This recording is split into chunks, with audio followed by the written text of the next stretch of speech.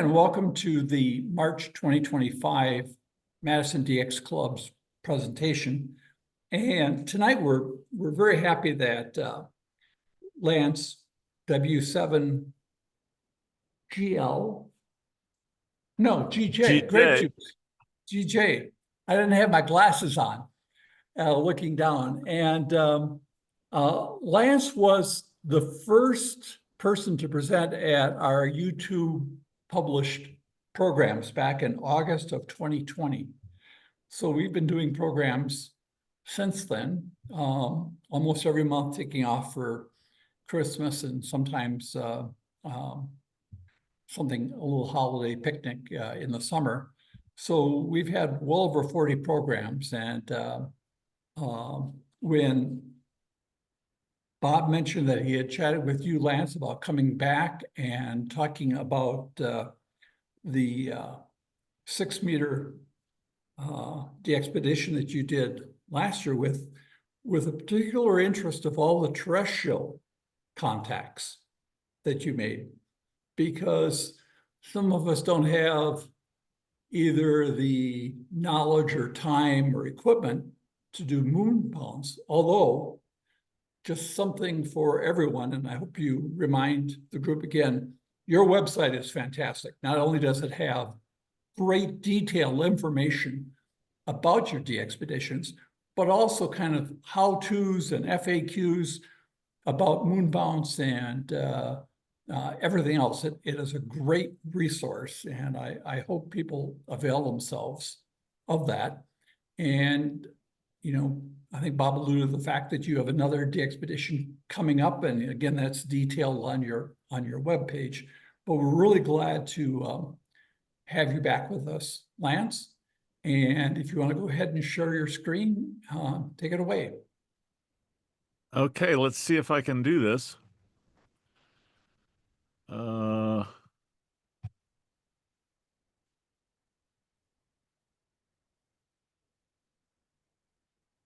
Well, that isn't working. Let's see here. There we go. Can you see it now? We can, yeah, oh, perfect. Okay. Well, thank you very much for inviting me to come give you a little story about my trip to Tristan da Cunha. 15 years ago or so, I was talking with K7CW over north of Seattle, and he said, you know, Lance, where you really need to go for a rare spot is Tristan da Cunha, ZD9. And I thought, wow, that's a long way away. But over the years, I've been looking into it, and for the last several years, I've been trying to go there. But it's a very, very difficult place to get to.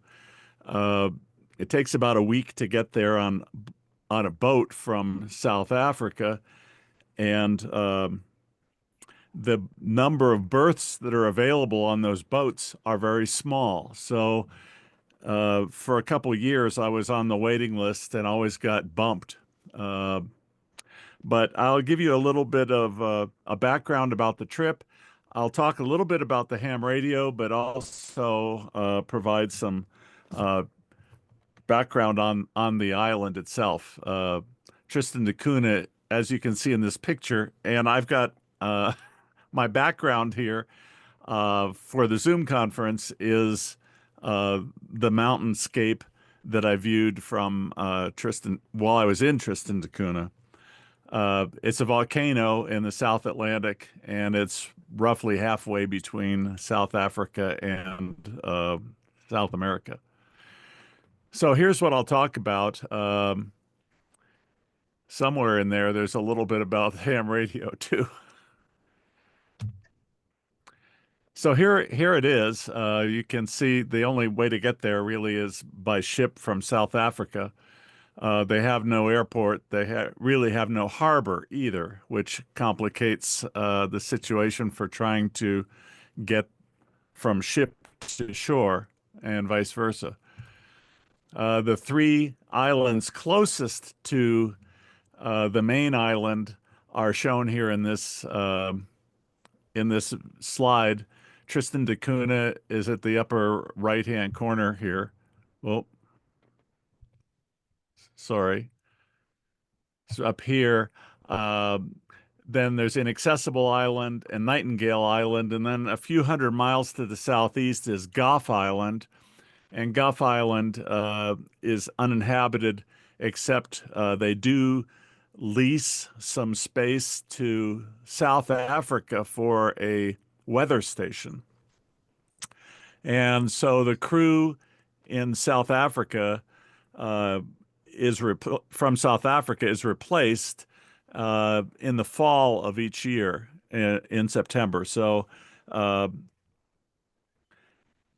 do that, they have a South African icebreaker, which goes and it stops in Tristan da Cunha on its way to Gough Island to change the crew there at the weather station.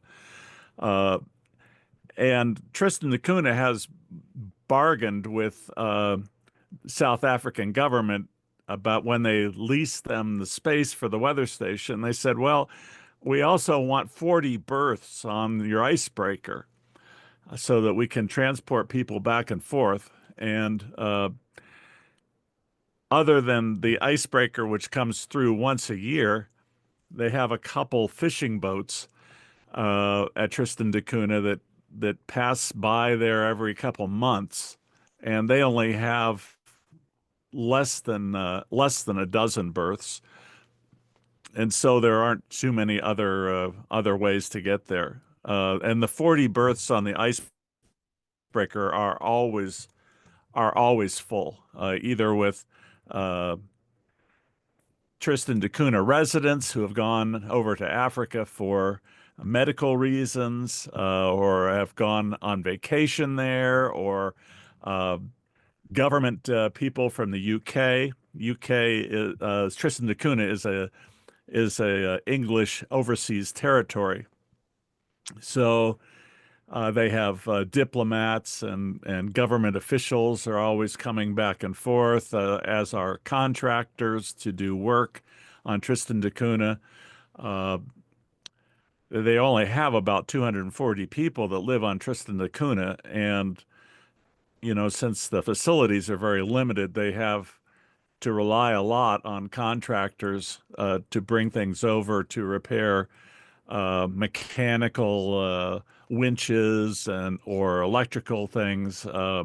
So the demand is very high for those limited number of berths. So the only settlement where people live is in the northwestern corner of the volcano. And there's a settlement there that was founded back in the early 1800s called Edinburgh of the Seven Seas. And that's where all of the buildings are. That's the downtown. And then most of the farming and all of the rangeland for the sheep and cattle, and where they each family has their plots of land to raise potatoes and other root vegetables, is to the southwest of Edinburgh in a place called the Potato Patches. And you can see that in this diagram here on the lower left of the screen. It's a couple miles down here, and I'll show you some pictures of that area. But so everybody there's got a family cabin down at the Potato Patches where they do work, and they on their own plots. And they do have bus service that goes daily from the town to the Potato Patches to take people back and forth. So the reason I was interested in going to Tristan da Cunha is it's very rare. Nobody from North America had ever contacted ZD9 on 6 meters before. So that's one of the things that I look for. I don't always. I'm not always able to get, but I look for in places from where I go. This was my 19th 6-meter EMED expedition, and I was kind of intrigued, trying to make terrestrial contacts with North America also. Uh, and of course, everybody who worked me on EME from North America, it was a new one for them. And places like Japan and New Zealand and Australia, it was certainly new for them too. Um, so it was very positive place to go from that standpoint. They also had 24-hour 220-volt electrical power, which was great. It was a secure and quiet place. They speak English there, kind of, and I was able to operate from a place with reasonable views toward moonrise and moonset, at least on northern declinations. So that was an attractive spot. One of the most desirable things uh, or important things on choosing a location for a de-expedition is to be able to have a good site, and this one was particularly good. And uh, toward North America, it was just beaming right out over the ocean, and pretty much over the ocean toward Europe as well. So, uh, and on northern declination, moonsets were really good. So uh, that was a good potential spot. It did have a number of challenges though, and I already talked about the problems with trying to get a berth over there. Um, and one of the things that scared me quite a bit was the bad weather that they have down there. It's fairly far south. I mean, it's not as bad as the Antarctic islands, but uh, Gough Island is far enough south that it's really a problem there. But they do have bad weather in Tristan da Cunha too. And I was watching in 2023, uh, Eurus ZD9W operated HF de-expedition down there. And I was following that very closely because I had been on the waiting list to go there since before that. And he had to sit inside for a week before he could put up anything because the weather was so bad. And then when he finally did uh, get a chance to put up his antennas, he put up an HF vertical and it broke in half. Um, and then he put up a small 6-meter beam and it blew over the next day. Um, so I was quite concerned about the weather, and for that reason, I took a shorter top section to my mast. So instead of being up at 24 feet off the ground, it would be around 20 to 21 feet. And I also took extra ground stakes so that I could double stake all my guy lines for the mast because he had problems with all his ground stakes pulling out too. So um, the weather is definitely an issue in a place like that. This happens to be a list that they publish on the Tristan da Cunha website. If you want to visit and you want to try to get over there on a berth, you have to uh, come over at the chance that all these people in uh, classes ahead of you are going to bump you. And that's what happened to me repeatedly for a few years. You're at number 8 being a visitor, and all the people above you have priority above you. So I'll talk a little bit about getting there. Usually, what I do is make a packing list. I take four 50-pound suitcases full of equipment plus a carry-on and a computer. And I take pictures of the way I've packed it so that I can find where everything is, and also so I can repack everything uh, and have it be the right weight and all fit on the way back.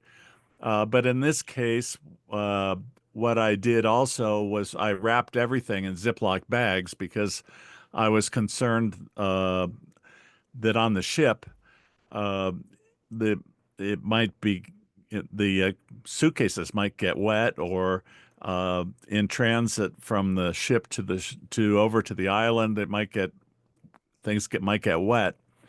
When I went to Clipperton in 2013, I had almost all my gear in cardboard boxes because I was assured that the hold in the ship was completely waterproof and very dry. But when I went to unload the hold, when we were landing on Clipperton, all the cardboard boxes were falling apart. And so it was really difficult to tell where my stuff was and whether or not I had everything. So that's why I took the extra precaution here of wrapping everything in big Ziploc bags. So there I am with all my gear, leaving Missoula. And the reason I finally got there, I mean, I had been on the waiting list to go over on the cargo ship MV Lance uh, in the middle of last September. But I got an email from the administration on the island in August, and they said, and this was around the 11th of August, I think, and they said, well, I have good news and bad news. The bad news is that you got bumped again and you can't come over in September. Of course, I had everything all packed up and ready to go, thinking that maybe I could go some month, you know. And but she said, you know, if you can get down here, we had a last minute cancellation on the Agalas, the big South African icebreaker that comes over there in September. And if you can be down in Cape Town, South Africa, by September 5th, you can take that berth. And so that night, I got on the internet and booked some last minute flights to South Africa and went down there a few days early to make sure that all the equipment would get there for me. So there I am landing in Denver at sunset, waiting in Newark for an overnight flight to South Africa, and sunset landing in South Africa. And yay, everything arrived in Cape Town. So that's always nice when all the gear arrives. And so I stayed at a place called the Garden Center Holiday Apartments, which is not too far from the wharf. And this is the view out my window. And there's the view from the parking lot of the hotel. And there's Table Mountain in the background. And then we went down to the wharf. I think it was on a Tuesday or Wednesday, and took all the gear down there. That's the Agalas, the icebreaker. And before anybody could get on board, we all had to have rapid COVID tests. And then you just placed your gear into these cargo nets. You can see that some of my gear here is the one with the fragile stickers all over them. And then they hoist it up with cranes and put it on the ship. And then we walked up a ramp and got on the ship, and there we are, about ready to leave Cape Town. And there were two other people in the little berth with me. Uh, it had 4 beds in there, so it was pretty cushy ride over on this big icebreaker.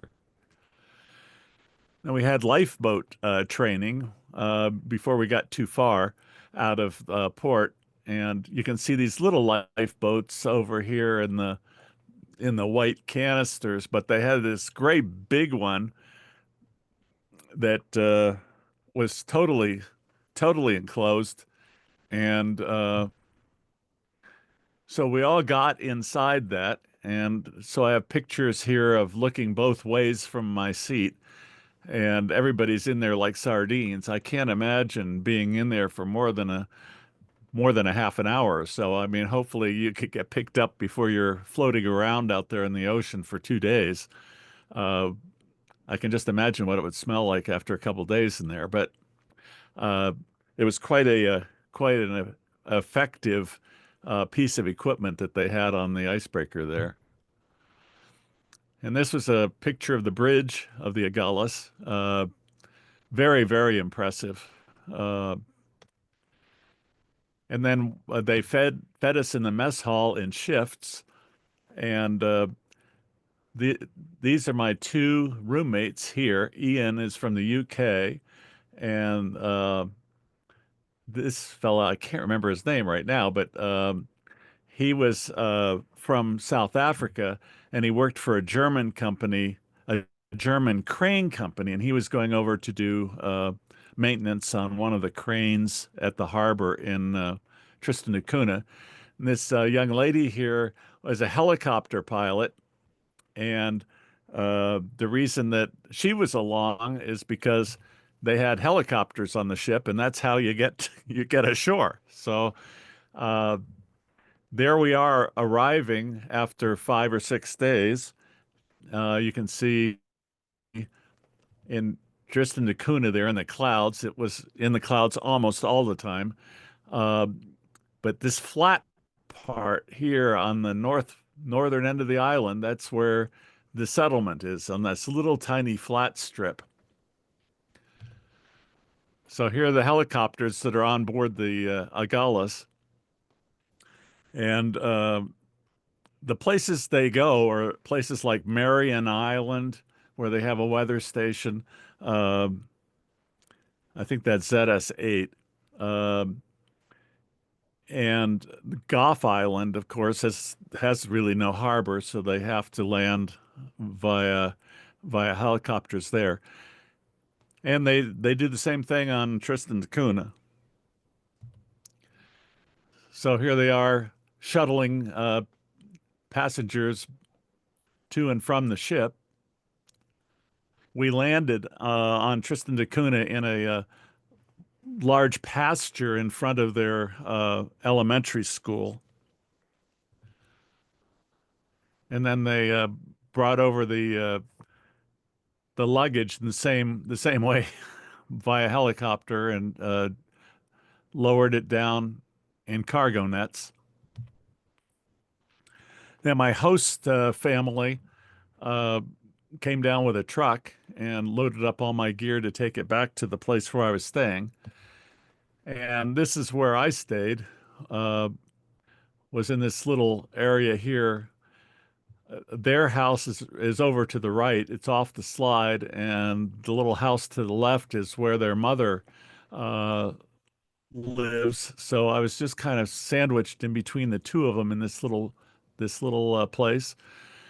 And this is looking uh, pretty much south toward the volcano, which you can't really see the actual volcano itself because this ridge, which they call the base, was uh, was in the foreground. So I got the antenna set up, and this is looking pretty much e- east, pretty much east right now. You can see I have a lot of steering lines on here to turn the antenna around. And then the larger lines that are holding the mast are to guide the mast. And then this line up here, there's one more line that's higher that I use to raise the mast with the antenna on it. And I used that very effectively during the whole trip to add additional guying to the mast against the high winds, uh, which were mostly from the west.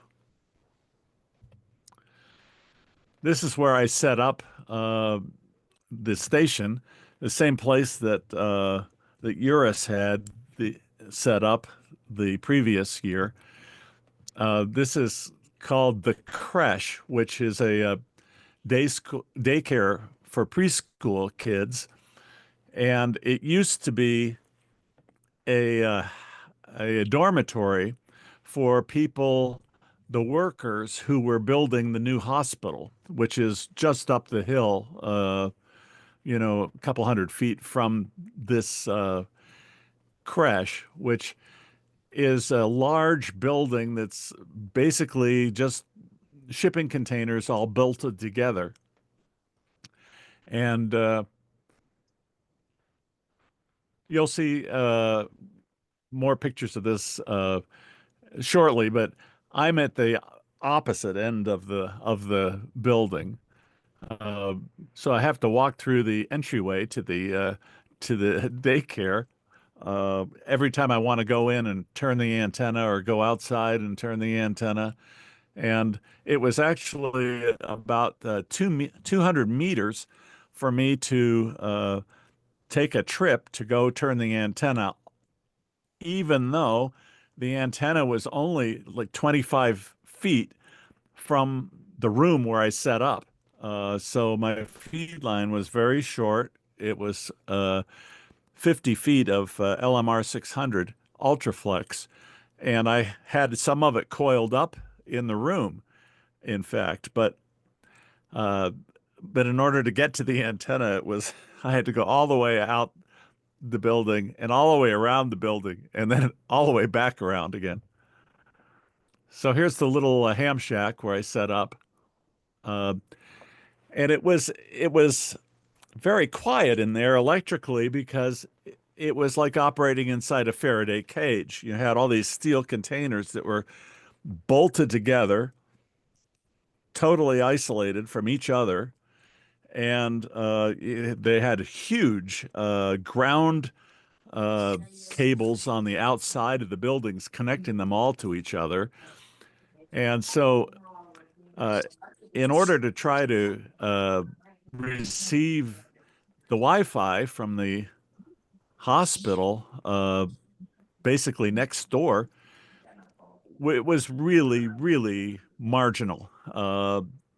It's especially tough during the day when a lot of people were using the Starlink Wi-Fi system.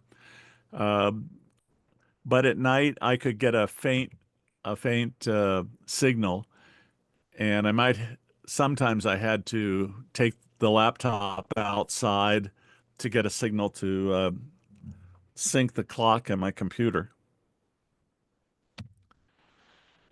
This is a picture of the antenna boom and the mast after I took it out of the carry-on bag before I started to assemble everything at night in the creche. There was a long hallway there, which was perfect for assembling the mast and the boom for the antenna, which is 43 feet long, inside the building. Because the weather outside was not very good when I arrived in the early part of September. It was quite cold, um, and very windy. So I assembled part of the antenna elements and so on inside the ham shack. And then you can see where I double staked everything. I know that Eurus told me that he had, uh, after his ground stakes fell out, they provided him some 2 foot long, half-inch diameter ground stakes uh, to use. And so I just assumed that I also would be able to get those. So I took some large fender washers and some stainless steel hose clamps to prevent the fender washers from popping up over the top of those steel rods. So I used the steel rods that were 2 feet long that they provided. Plus, I used my 16 or 18-inch long big plastic guy stakes that I brought along, and I double staked them so that hopefully things would hold. And over here on the right-hand side, it shows a picture of how I make a cradle and put it on top of what I call my prop, uh, and which is guyed with three small lines to ground stakes, and that's what holds the mast. And then I can put the antenna on it and then raise it up, and hopefully, if everything stays in the same place, I can lower the antenna down safely and have the cradle on the top of the prop catch the mast again when I'm finished with the operation. And this is what it looks like when the antenna is assembled. And you can see in the background the mast is ready and sitting on the prop.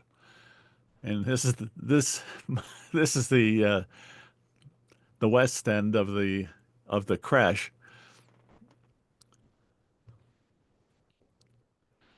You can see the antenna clearing kind of has a good shot at the ocean. The antenna was up about 150 feet, and toward North America to the northwest, it was nothing but a cow pasture sloping downhill to the ocean, which is the ideal situation for ground gain. You know, before I got into moon bounce, I didn't know much about ground gain. Uh, and I don't know if that's a big topic with most of you all or not, but it's essential if you are planning to try to do any weak signal work with a single Yagi. Uh, if you have good ground gain, you can get an extra 6 dB gain on receive and transmit, and it makes a single Yagi act like 4. And it's just phenomenal, especially if you're beaming right out over the ocean, which is the optimum place for ground gain. So I try on all these DXpeditions to find a location where I can have uh, good ground gain, at least in some direction. And it's not always possible, but this was ideal. So there we are, ready to raise the antenna. I had lots of helpers on raising the antenna because all these visitors came over on the Agalis, you know, all those 40 people. So, you know, here's somebody from South Africa. There's another person from Finland here. Um, it was no problem to get more help than I needed to raise the antenna. And here I am with what I call my falling derrick, which I assembled. And the halyard goes up over the falling derrick to give me plenty of leverage to raise the antenna. And there it is, up ready for action.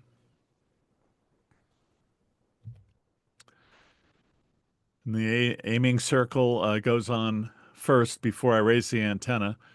And then I just attach this little pointer to it so I can see if the antenna is pointed the right direction or not. So the first night on EME, I had this just shows these 11 stations that I decoded and went into the active stations list in Q65 mode. Um, and I used for EME, I used Q65-60A from W7GJ, and it worked very well. It's the most sensitive of the digital modes. And when I was not on EME, I used FT8,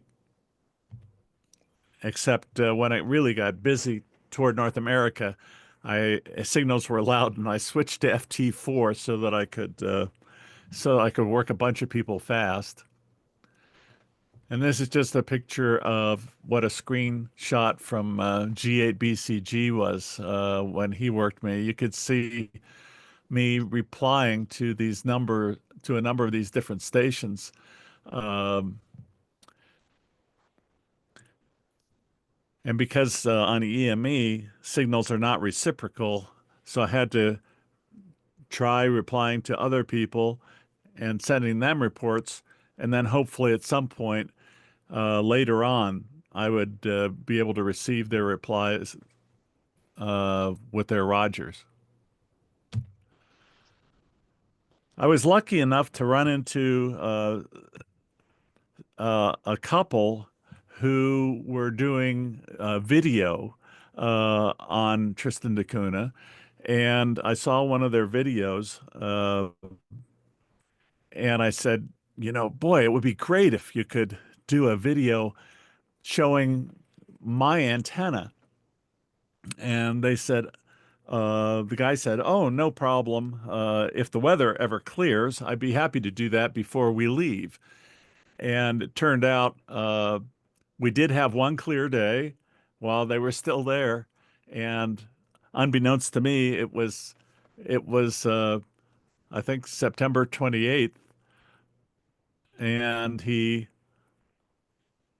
actually flew around and got lots of videos, and I can't show. I have the videos here, but I can't show them because my internet is here. My internet connection is too slow. But I show you this fixed picture, which shows where the antenna is here. And here's the creche. So you've got a good view of how the creche is constructed. And the shack is right here. So I'd have to walk all the way around here to get to the antenna, even though I could look out the window and practically touch it. This brown building up here is their new hospital, so uh, it was pretty convenient uh, to go up there when I had to have an X-ray and some other things, but it was very handy. So right after the antenna went up, I saw this front coming in from the west, and I thought, oh boy, this is what Eurus ran into. And later that evening, you can't see in this picture very well, but I was soaked to the core and freezing from horizontal sleet that was coming at like 50 miles an hour. And that was really tough. I was working all night on the moon, and I was getting soaked. And the sleet, it wasn't below freezing, but the sleet was laying on the ground. Um, so it was close to freezing. And this laminated aiming circle that I showed you a picture of before, this this is what it looked like in the wind. Um, it ripped out the holes where the nails had been holding it down, and it wasn't formed this way. This is the wind blowing it at ground level. So you can imagine what the wind was like. I took a concrete block and spread out the aiming circle and put the concrete block on the aiming circle to hold it flat against the wind.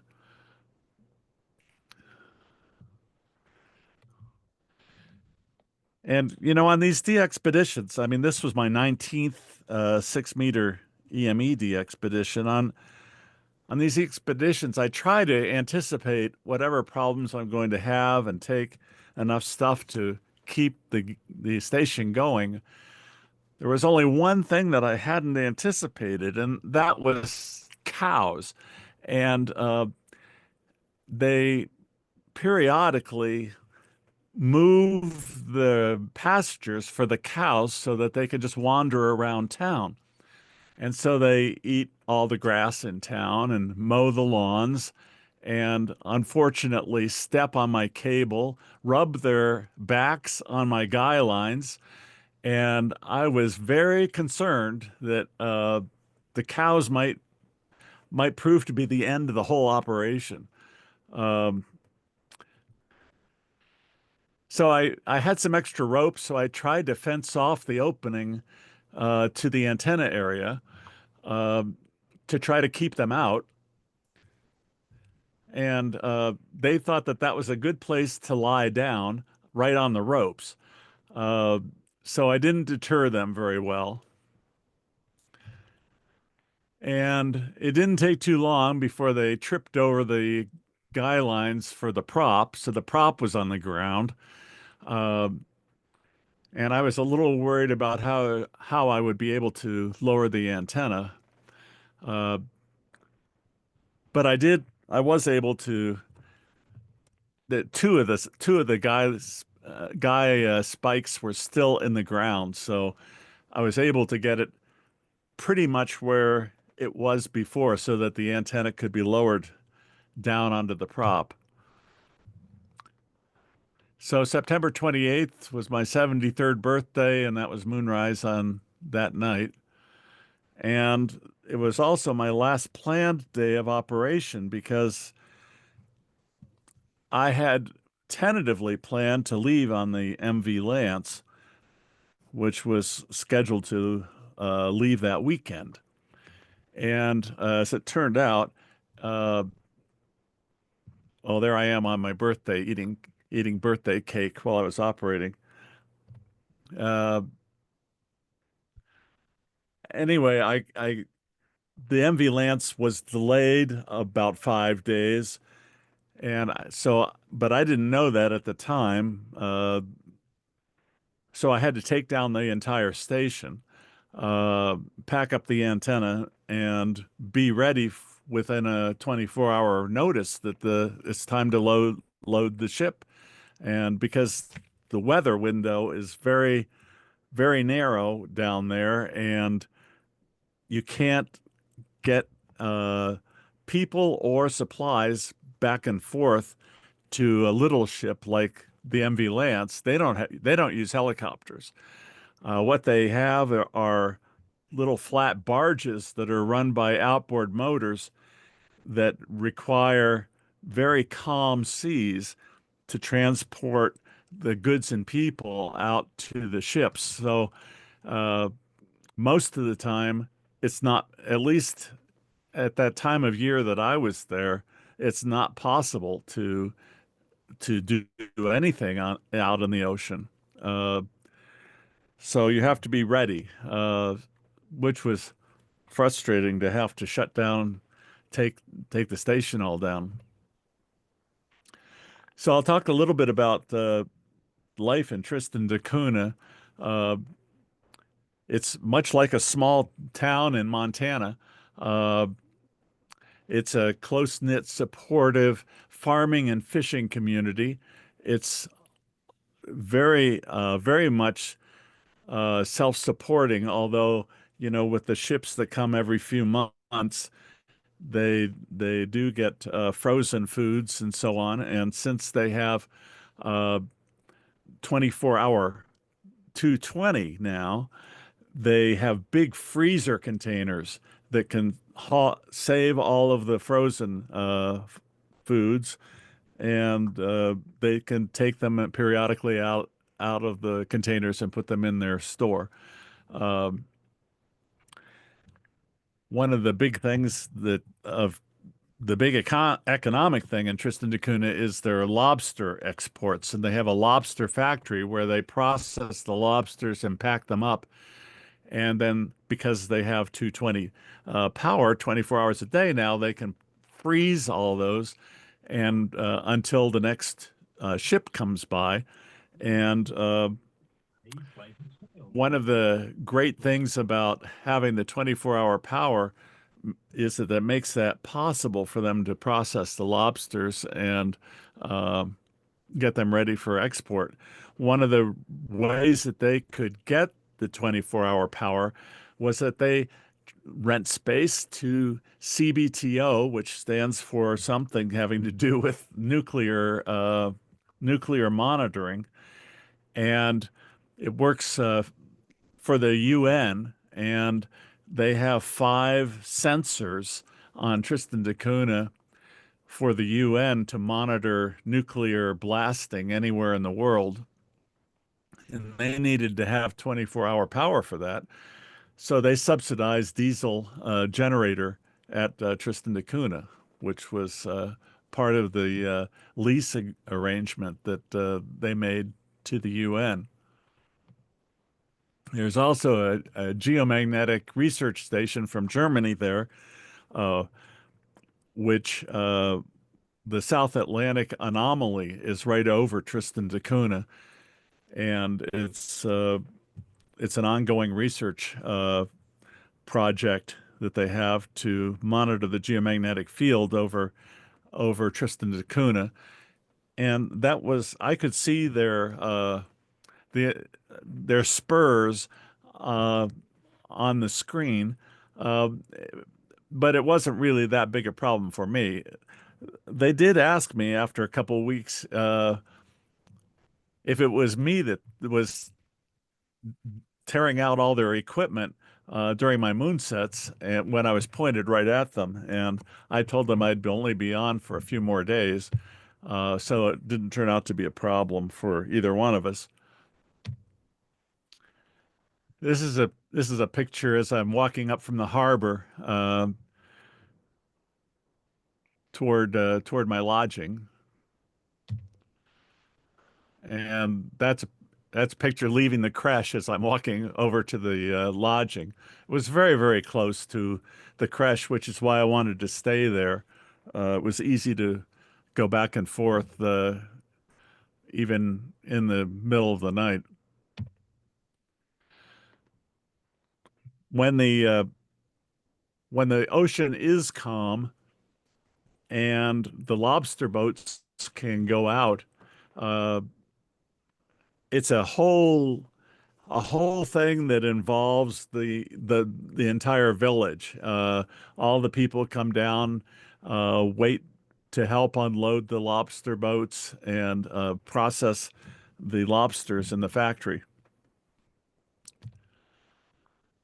And here is one of their little lobster boats, and the crane is unloading their catch, and then they put it over here in the trailer behind the tractor and bring it up to the factory. And here's the finished product that gets exported, the cold water lobster tails. Here's the little, they call it the shop. It's the little store. It's like a mini mart um, in downtown. And they had a swimming pool, but of course, uh, this time of year it wasn't filled with anything. And the top predator is the skua bird, which I'm used to seeing bald eagles and golden eagles and things like that out here, but this thing was not that big. I mean, it was about the size of a seagull, but it does take their young lambs when they're born. It'll take those and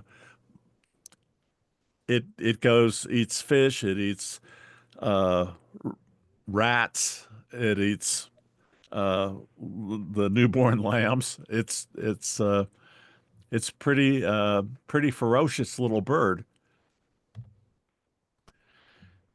And here's the bus stop. I said before about how they have daily buses to the potato patches, uh, and so that's the bus stop at the southwest corner of town. And this is on the M1, which is their main road uh, to the patches, and that's basically the background that I have behind me right now.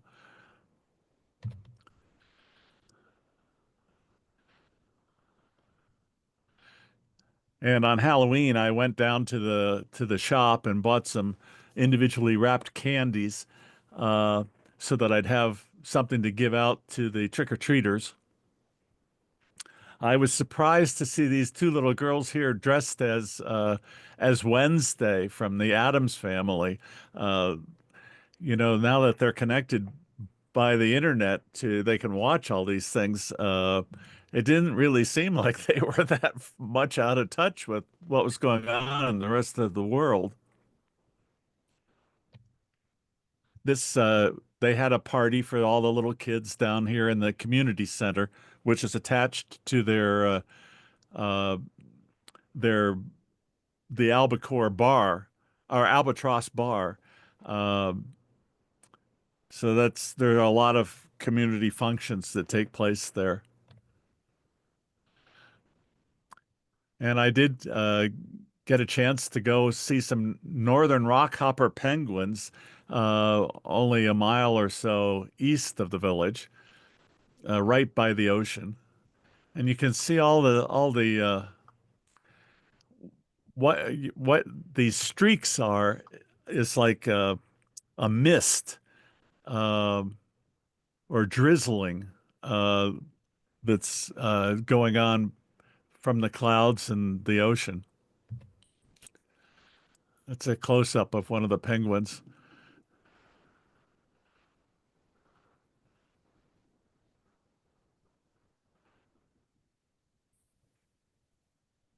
I don't know how well you were able to see that on my slow internet, but here's one more. You can see is a rock hopper. I hope if it comes across, he's really hopping on the rocks.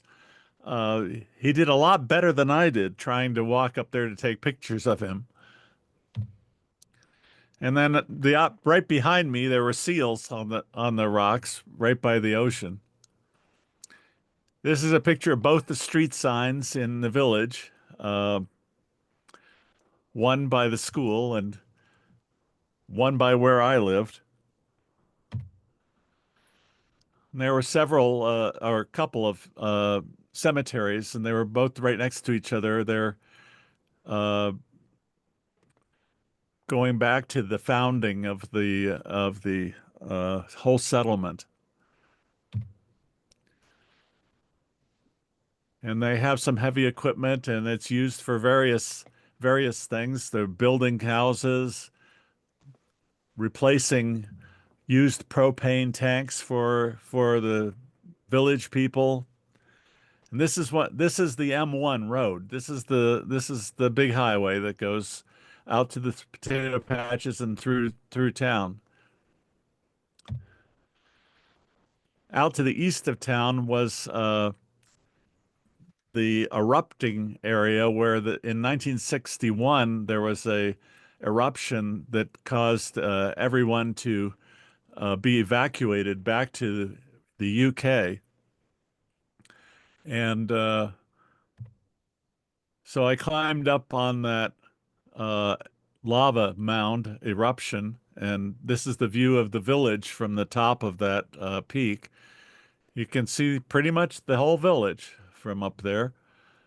And this is the M1 highway here. It goes straight through town and then out to the potato patches. This right up here in the top of the picture, this is the new hospital. And you can see this big white thing. That's the creche where I set up my operation. So it was on the northwest side of the village, which is where I wanted to be, so I wouldn't have too much noise from the village. This is the golf course, uh, which there were really no holes, but the idea is that you try to hit your golf ball close to the flag, I guess, uh, and try to avoid all the cow pies, which are around all of the pasture there. So on my birthday, which turned out to be a pretty clear day, an unusually clear day, there was a fellow from Simon from the UK who was down there to set up the internet system for the village. And he had brought down a lot of camera gear of his own, and he put it on top of one of the vehicles, and he drove around through the village filming everything for a Google Earth Street View. And you could see this was before I took down my antenna later that afternoon. Here it is. If you actually go to Tristan da Cunha on Google Earth and go into the street view and drive around the new hospital, you'll be able to look out and see there's the MV Lance that was scheduled to leave in a couple days, but it just didn't. Um, and there's my antenna for all the future of the street views. It's great to be recorded here and documented. So in the times while I was waiting for the ship departure, I had to pack up everything. I set up a dipole where I was staying and set up all the equipment inside the room and ran the cable out through the bathroom window. And uh, that was not very, very effective. But I did wind up, I think, with one small opening to Europe, even though I have it pointed at North America here, so that hopefully I would get something. But a dipole with all of the uneven ground and so on in front of it here just didn't really have the gain or the directivity uh, to utilize any of the more distant reflections off the ocean. So it just wasn't really effective at all. The harbor, such as it is, this is the harbor. And so a ship can't come in here, but this is how they have these rafts that they load up with gear, and then they use outboard motors to run them out to the little ships. And there's the MV Lance out there, which is a little cargo ship. Um, so that's how they do it. So finally, on November 3rd, a week before that, well, I decided when the MV Lance got delayed, I decided, what the heck, I'll stay until the end of October, and then I'll leave on their lobster fishing boat, which was the big one, which was the MFV Edinburgh. And so for the second time, I took down the entire station and packed it up, and finally did leave on November 3rd, even though it was supposed to leave like on the 25th of October. So it's frustrating to be trying to work DX on that little dipole, and after having this great location with great ground gain at the station. So this is the way that they load you onto the barge to take you out to the ship. They put you in the green box, and and then it's raised by a crane, and then it's lowered onto the barge. And there's a picture from the green box as we're approaching the MFV Edinburgh. And there's the barge and somebody else in the green box out there. And this is on board the Edinburgh, saying goodbye to Tristan da Cunha. Over here in the center of the picture, you can see the eruption from 1961, which kind of came out the side of the island and made a large uh, lava spill out into the ocean, which completely filled their old harbor. And there's still a mound there, which you were able to hike up. And that's the entire village of the Edinburgh of the Seven Seas. And this was my bunk on the way back. I had it all to myself. There were only three of us uh, headed on this lobster boat back to South Africa. It took a week. Uh, and luckily, the weather was good for the first 4 days. So that's why we made such great time. Uh, one of the ships that got there just before I did uh, was the MV Lance, in fact. And it took the passengers that came over from South Africa on that, it took them 13 days. Took them 9 days to get to the island, and then the seas were too rough to transport them on the barges back to the island, so they had to sit on the boat for 3 days. And just more pictures of what it looked like on the MV Lance. You can see all the lobster traps. And that's our evacuation drill on that little boat. We didn't have those huge lifeboats like they did on the icebreaker. And this is our mess hall, which we spent a lot of time in. Those are the other two passengers. Um, and uh, this uh, Leon here is a South African, and he was in Tristan da Cunha for 2 years. And so he was heading back home to South Africa. And uh, uh, this is James, and he was the chief islander, and he was also in charge of all the fisheries in Tristan da Cunha, and he was going to the UK for uh, a meeting with all the UK overseas territory people. And we watched movies here in the mess hall and so on. And that's the little bridge and the captain of the Edinburgh. And we were invited to go up to the bridge whenever we wanted to. It's unlike the Agulhas, where you had to make special plans to go on a tour. Here we could just go up there and see how things were going. And there we are approaching Cape Town Harbor. And that's just a list of all the antennas up and the antennas down and the antennas up and the antennas down, and all the delays of the ships trying to leave the island because of the weather. So in summary, here's I made 1478 contacts. For terrestrial, I used FT8 and FT4 modes, and for moon bounce, I used Q65 mode.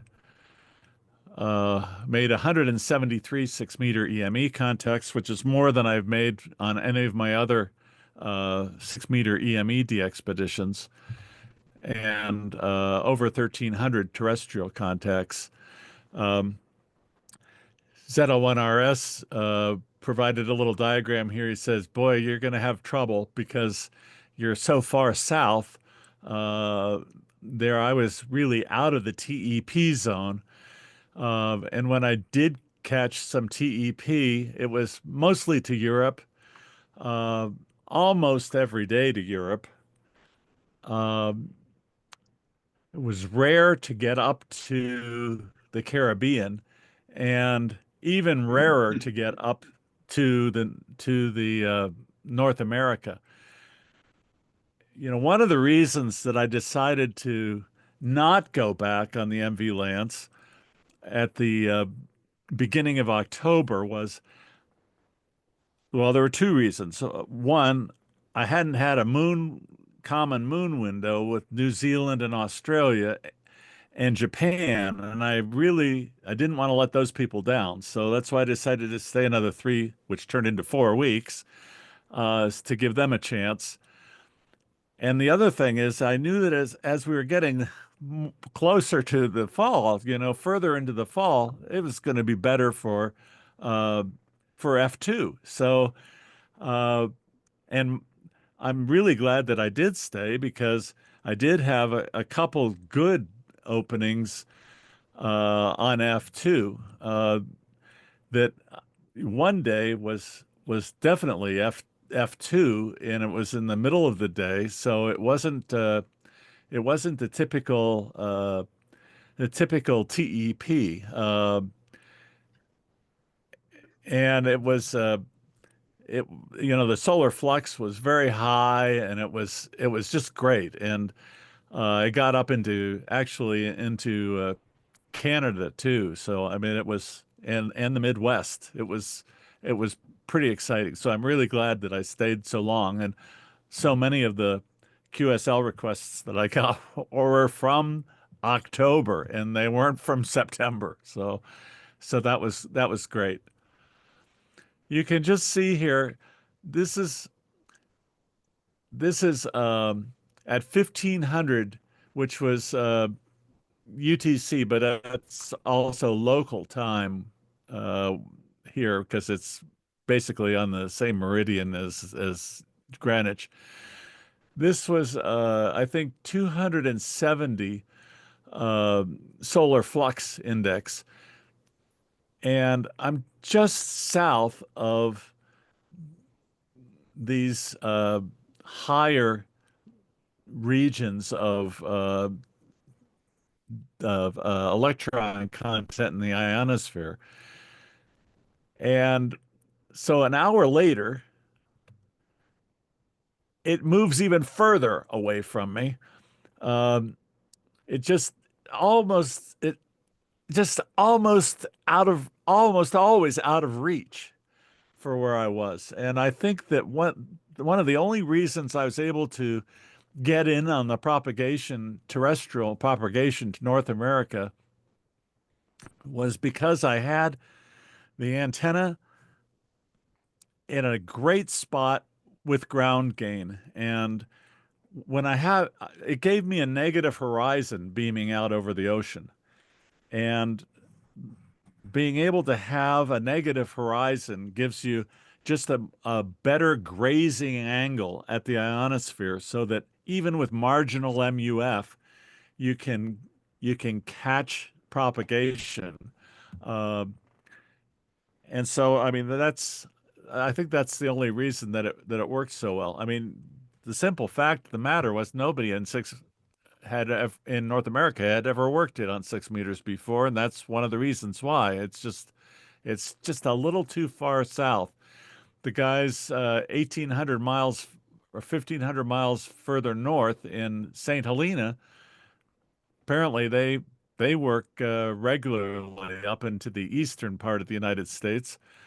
I'm anxious to try to work them myself from up here, but boy, it's going to require some real propagation for me to connect with them from out here in Montana. So one thing I did for my QSL cards was in order to give people a kind of an extra bonus, uh, I pre-printed the QSL cards and so that I could fold them over and mail them as a self-mailer with a Tristan da Cunha stamp and postmark. So I sent all of my EME QSL cards out from Tristan da Cunha, and uh, I had about 50 extras with me, so I sent them out to people along the East Coast or in the Midwest that I worked on terrestrial contacts too, because I thought they were pretty rare too. So they all got the rare ZD9 postmarked QSL cards.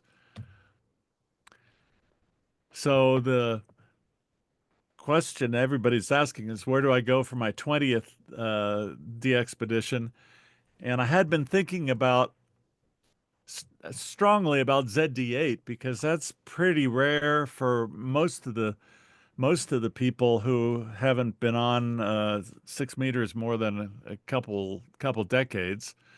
3D2/R has never really come through on 6 meters, and so that's rare for for practically everybody in North America. But also Central FO, not that many people have worked it in North America. I activated the Austral Islands, the Marquesas, and I made a lot of people happy with those. But Central FO is still kind of rare, but H40 really is rare. There's nobody, just like ZD9, nobody in North America has ever worked that on 6 meters before. So that's what I decided to do. And I've got all the airline tickets done. I'm going to be there for basically for the month of August, although it takes 4 days to get there and several days to get back. Um, but I'll be there for 3 weeks. So I hope to be able to get some good shots to North America from there. Um, it would be better probably for F2 to be there in October, but for EME, it's so rare. People in Europe want to work me there from there, as well as all the people from North America. So um, I tried to pick a time. I tried to pick the coldest time of the year there, uh, and driest time of the year. Uh, I think it's only like 50% chance of rain every day in August, and it's only like in the 80s during the day there. So in August was the best time to go for me. Uh, so we'll see what happens. I guess the point of this for you all, if you're interested in working me with single Yagis, is that I worked 173 people, 173 contacts on EME from ZD9, and many of them were single Yagi stations. So I encourage you to look into it and try to look for me during your moonset, because there's a chance that you might have ground gain to the west, and it would be great to work as many people in North America as possible, because it would be new for everybody. So does anybody have any questions? I think, yeah, and I think we might have a few more minutes.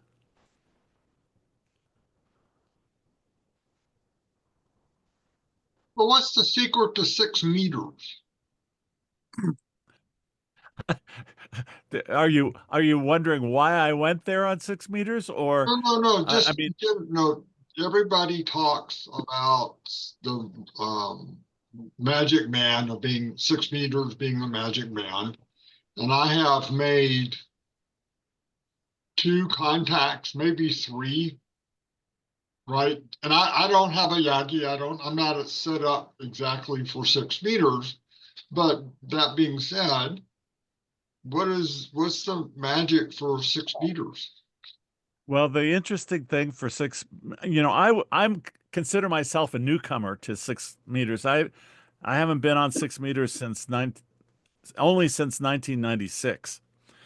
So it's been what, 19 years, I guess, that I've been on 6 meters. I grew up on 2 meters, and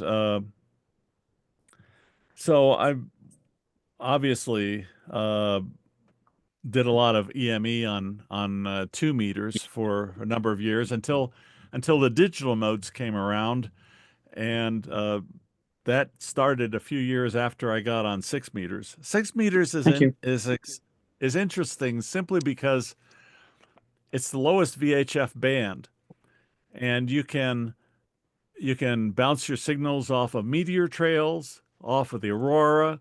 You can get even tropoducting on it, and e-skip during the summertime.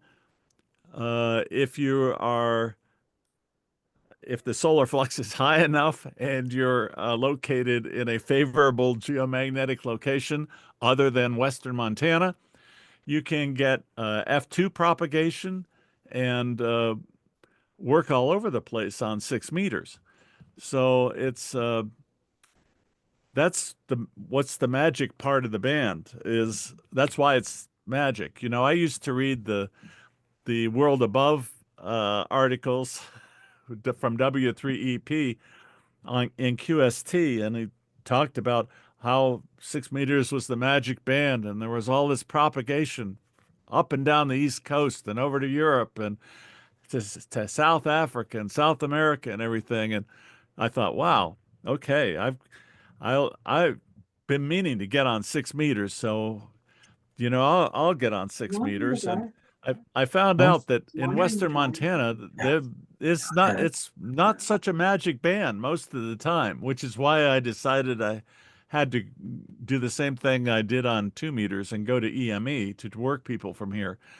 But that being said, I mean, I have been able to work a large number of stations on terrestrial propagation from up here on 6 meters. I think I've got 200 and almost 230 countries or something on 6 meters. And just before the meeting here, I did work a station in Hawaii that still needed Montana on 6 meters. And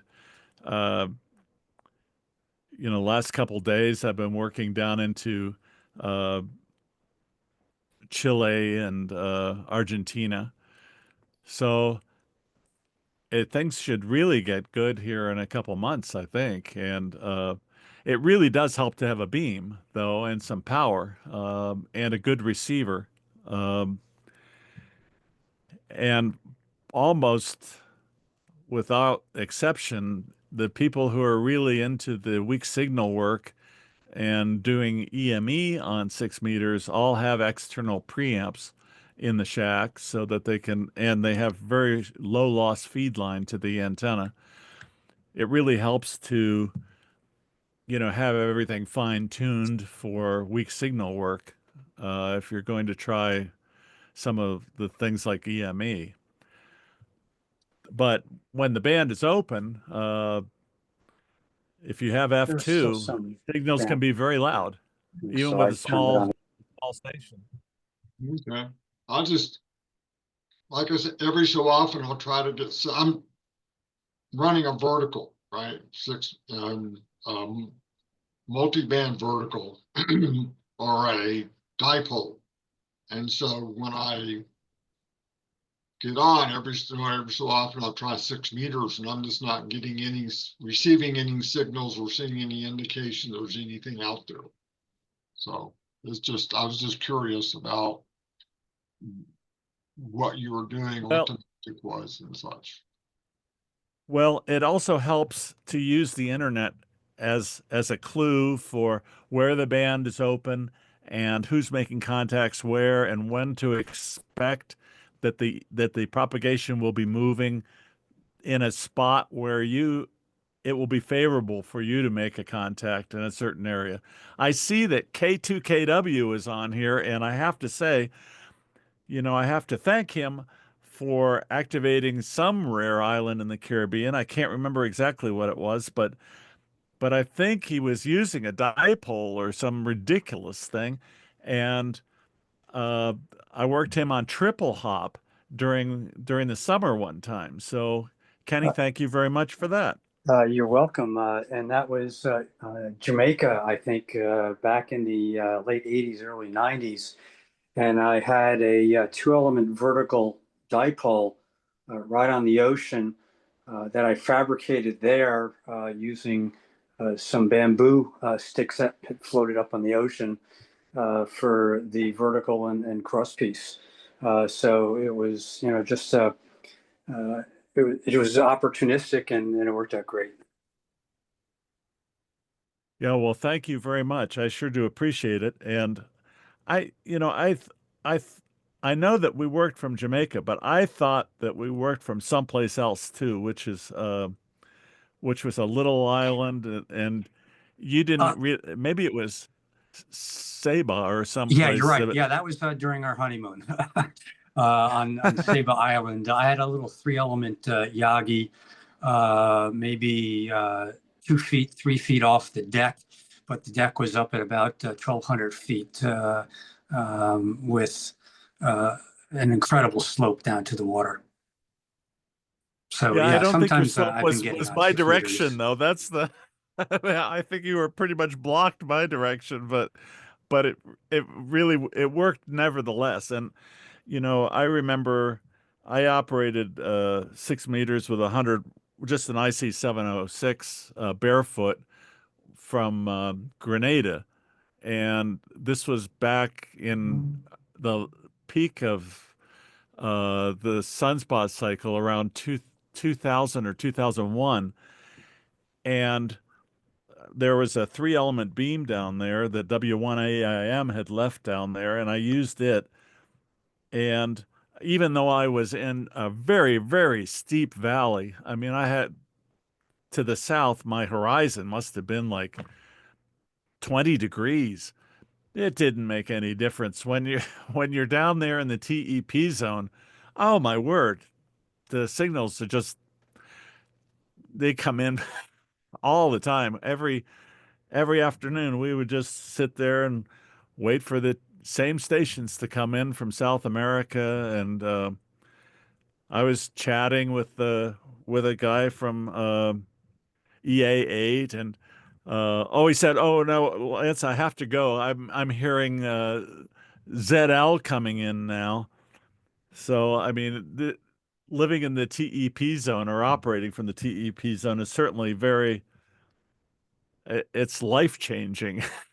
Uh, so a lot of those guys in the TEP zone, they don't have to have big antennas at all.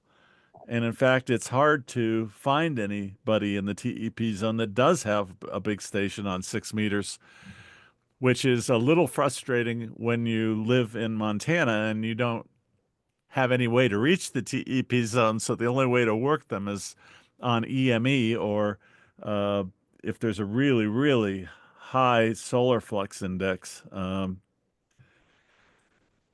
But you know, in the Midwest, I mean, you're very well positioned for working some DX terrestrially on 6 meters. But Sam, I would urge you to try to get up a little beam if you can. I'll Rich, check into that. Just it's interesting phase of ham radio. I've been doing this for about 3 years now, so this is all new to me.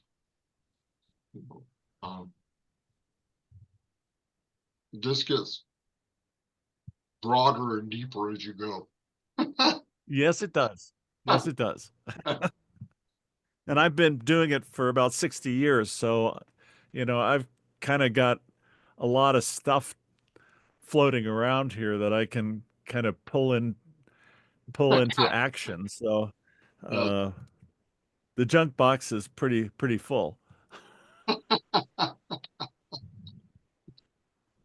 So I hope to work many of you in the Midwest from H40. I know you need it.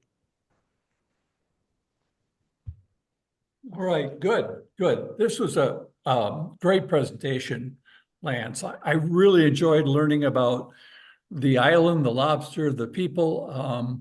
It's amazing what humans can do when they find a piece of rock, even in the middle of the ocean. And it's more amazing that you were able to pull off this de-expedition the way you did. And having some insight into what all goes into it, I think makes us all really appreciate and are very thankful for all the effort you put into it. So thank you. Well, thank you. I mean, it is a lot of work on my end, but boy, when you get all the contacts and the band is open, I mean, it's very exciting. And you just do your best to make contacts with everybody, knowing that the band can change really quickly. And I ask people to not send me RR73 and go away thinking that they have a contact, because the band is up and down and there's lots of QRM. And I just ask people to keep sending me Roger, Roger, Roger until you get a 73 from me, or you can tell that I've moved on to work the next person. So, but it is a lot of fun, and I hope we have some good terrestrial propagation from Timothy's father. That's good. Well, I wish everyone a good evening, and hope to see everyone back here next month. And we'll have Lance's program up on our YouTube channel in the next couple of days. So with that, I wish everyone a good evening. Thanks, Lance. Love the Penguins. That